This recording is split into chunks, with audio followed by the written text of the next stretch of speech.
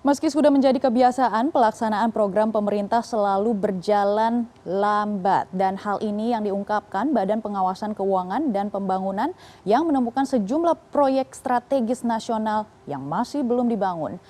Tidak tanggung-tanggung, jumlahnya mencapai 58 proyek dan ini juga menjadi pembuktian bahwa pelaksanaan program pemerintah belum berjalan secara optimal. Lantas apakah kondisi ini akan diikuti dengan resiko keterlambatan penyelesaian proyek serta tidak optimalnya manfaat pembangunan proyek yang dihasilkan?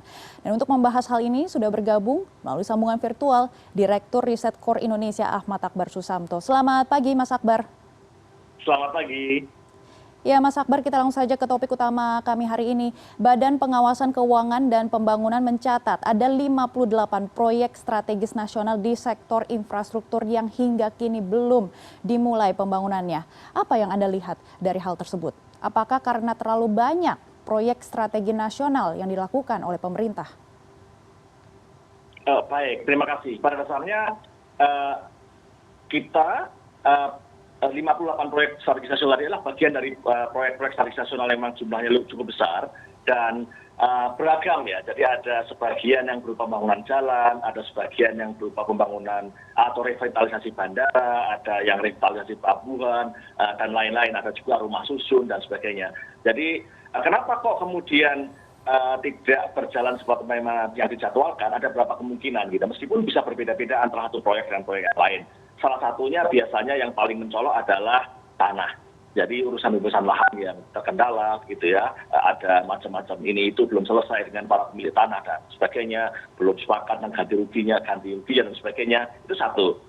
Yang kedua biasanya terkait dengan proses-proses lanjutan sesudah pembebasan lahan itu gitu ya, terutama misalnya terkait dengan tender untuk pembangunannya dan sebagainya. Baik Mas Akbar, dan apakah resiko keterlambatan penyelesaian proyek-proyek ini akan berdampak luas? Apakah Anda juga bisa menjabarkan bagaimana sebenarnya jika proyek-proyek tersebut terlambat berdampak kepada masyarakat Indonesia? Baik, dampaknya yang paling langsung adalah bisa menyebabkan pembengkakan biaya, itu yang pasti gitu ya. Jadi ketika proyek itu mundur gitu, salah satu kemungkinan adalah pembengkakan biaya. Kedua, saya kira yang lebih penting dan ini sudah disampaikan oleh Kepala BPKP bahwa ketika sebuah proyek itu mundur pembangunannya, maka konsekuensinya berarti selesainya juga akan mundur, dan kalau selesainya mundur maka manfaatnya juga akan mundur. Harusnya jalannya sudah jadi, bisa dimanfaatkan, tapi karena belum jadi ya nggak bisa dimanfaatkan, manfaat ekonomi nggak segera bisa kita rasakan.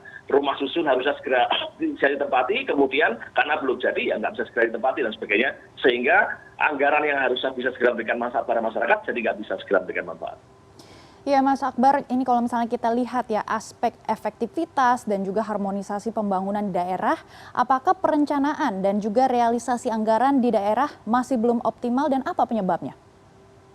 Ya oke, jadi ini sedikit agak berbeda topiknya ya. Kalau yang tadi kan proyek strategis nasional, dan itu sebagian adalah proyek pemerintah pusat gitu ya. Dan meskipun juga melibatkan pemerintah daerah. Nah sekarang terkait dengan alokasi anggaran dan juga realisasi belanja oleh pemerintah daerah gitu ya. Jadi saya kira juga menjadi isu ini ya. Kemarin juga diangkat oleh Pak Kepala BPKP bahwa banyak alokasi anggaran yang tidak sesuai dengan peruntukannya gitu, atau kalaupun sudah tujuannya sudah benar, detailnya tidak benar gitu. Ini juga termasuk yang diangkat oleh Pak Presiden kan, tentang kemarin Pak Presiden berikan contoh misalnya tentang pembangunan infrastruktur, juga contoh tentang untuk program stunting gitu. Betul, saya kira yang disampaikan oleh Presiden itu. Dan sebenarnya saya pribadi sudah sebelumnya berpendapat bahwa ini terjadi dan ternyata ini sekarang Presiden yang mengatakan itu gitu. Jadi bukan hanya saya misalnya sebagai pengamat orang luar pemerintahan, Presiden itu mengakui bahwa itu terjadi. Baik Mas Akbar, apakah pemerintah juga perlu ya melakukan evaluasi terkait dengan 58 proyek PSN yang hingga kini belum diketahui kelanjutan pembangunannya? Oh pasti harus dilakukan evaluasi ya. Evaluasi secara lebih detail masing-masing satu persatu dari masing-masing proyek itu dan mengapa itu tidak berhasil. Nah dari evaluasi detail satu persatu itu mungkin kita juga akan bisa mendapatkan pola umum. Ya, pola umum tentang kenapa proyek-proyek pemerintah termasuk proyek strategis nasional itu terhambat. Meskipun tadi saya kira pola umum yang paling sering adalah tadi, satu pembebasan lahan, kedua yang terkait dengan tender dan sebagainya. Baik, kita langsung saja ke detail permasalahan ya, Mas Akbar. Ini BPKP Ya, juga membocorkan temuan mulai dari program penurunan angka stunting maupun perbaikan gedung sekolah di berbagai daerah yang masuk dalam proyek jangka panjang dan strategis nasional. Bahkan terdeteksi anggaran belanja untuk proyek pemerintah itu sebesar 21% dinilai boros. Apa perlu ditindaklanjut ya. langsung oleh Presiden Jokowi? Ya, betul. Ya saya kira memang Presiden harus melakukan sesuatu gitu ya. Nah, karena ini sebenarnya bukan sesuatu yang tiba-tiba. Ini bukan sesuatu yang baru terjadi sekarang. Ini sesuatu yang hampir terjadi setiap tahun gitu ya. Meskipun dengan level yang berbeda-beda. Nah, jadi memang harus dilakukan sesuatu bagaimana memastikan bahwa setiap belanja pemerintah itu, setiap anggaran pemerintah itu memang sesuai dengan peruntukannya dan kemudian detail dari peruntukannya pun juga sesuai gitu. Nah, sebenarnya pemerintah sudah punya sih, misalnya untuk pemerintah daerah ya, untuk pemerintah daerah itu sebenarnya sudah ada beberapa aturan yang terkait dengan bagaimana pemerintah daerah itu harus mengelola APBD mereka. Gitu. Misalnya ada peraturan Menteri Dalam Negeri ya, peraturan Menteri Dalam Negeri tentang pedoman urusan APBD misalnya, itu udah bagus gitu ya. Tetapi nanti detailnya di dalam masing-masing item anggaran itu belum. Jadi misalnya seperti yang disampaikan oleh Pak Presiden, kalau kita membangun sebuah sarana infrastruktur tertentu, angkanya sekian miliar. Berapa dari sekian miliar itu yang betul-betul digunakan untuk agenda utamanya dan berapa yang kemudian untuk yang lain-lain gitu ya. Untuk program stunting, berapa yang digunakan untuk agenda utamanya, berapa yang dipakai untuk yang lain-lain. Lain-lainnya itu kalau disebut Presiden kan, saya kira saya sepakat dengan itu. Untuk rapat koordinasi, perjalanan dinas, dan lain-lain itu, ya saya kira itu betul sekali. Nah, sekarang bagaimana kita bisa membuat regulasi yang lebih detail semacam itu. Jadi kalau programnya judulnya adalah stunting gitu ya, maka katakanlah kalau menurut Presiden 80% mestinya betul-betul digunakan untuk membantu mereka yang terdampak stunting itu. Baru kemudian 20% digunakan untuk yang sifatnya itu administratif, untuk mendukung dan sebagainya. Bukan malah sebaliknya. Kalau dia program pemberdayaan UMKM misalnya, ya program pemberdayaan UMKM itu yang paling banyak yang betul-betul diberikan kepada UMKM-nya. 80% misalnya. Lainnya yang administrasi, koordinasi, rapat, perjalanan dinas itu maksimal 20% misalnya. Nah, sepemahaman saya gitu, detail yang semacam ini belum diatur. Baik Mas Akbar, ini menarik sekali kita gali lebih dalam lagi karena ada beberapa proyek PSN yang juga sudah berjalan seperti kereta cepat Jakarta-Bandung dan juga ada sirkuit Mandalika. Tetapi sepertinya dalam jangka pendek ini membebankan negara. Apa sebenarnya yang salah ataupun yang harus disesuaikan lagi ataupun distrategikan lebih lanjut untuk proyek-proyek tersebut supaya berjalan dengan lancar dan juga menguntungkan negara Indonesia? Saya akan mengatakan dua proyek yang disebutkan tadi, proyek kereta cepat Jakarta Bandung dan proyek sirkuit di Mandalika itu kasus khusus, gitu ya. Kasus khusus di mana dulu itu pengambilan keputusannya menurut saya sih tidak murni berdasarkan hitung-hitungan ekonomi, tidak murni berdasarkan hitung-hitungan yang memang untuk kepentingan.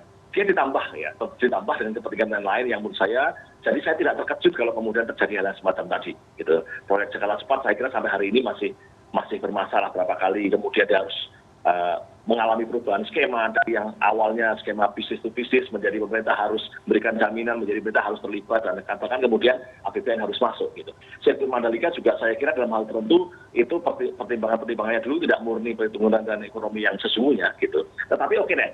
Proyek-proyek lain yang mungkin relatif tidak terlalu politis dibandingkan dua tadi itu, kita berharap bisa diperbaiki ya. Meskipun memang selalu terjadi hal yang semacam tadi, diantaranya adalah perencanaan yang tidak well planned gitu ya, tidak disiapkan dengan baik, hitung-hitungan yang tidak pas dan seterusnya. Baik, menurut Mas Akbar dan juga Riset Corps Indonesia, sebenarnya apa solusi dan juga strategi supaya 58 proyek strategis nasional di akhir pemerintahan Jokowi ini tidak mangkrak? Ya. Tadi saya kira kita cek satu-satu apa sebenarnya masalahnya dan segera dilaksanakan gitu. Dan itu saya kira perlu ada penegasan yang lebih tegas gitu ya dari Presiden begitu ya, dari penyelenggara negara bahwa ini harus dilaksanakan gitu kepada pihak-pihak yang terkait dengan di sana. Gitu. Jadi memang solusinya harus Jadi artinya nggak stop, artinya nggak stop di sini nih. Ini kan isu diangkat karena BPKP menyampaikan laporan gitu kan, lalu kemudian Presiden memberikan sambutan dalam laporan itu. Jangan stop di sini doang gitu ya, harus ditindaklanjuti dengan langkah yang lebih konkret, segera laksanakan gitu. Jadi harus cek satu-satu dan lebih transparan supaya ini kita bisa pantau semua proyeknya. Baik, terima kasih Mas Akbar sudah bergabung bersama kami di CNN Indonesia Bisnis dan Referensi. Terima kasih.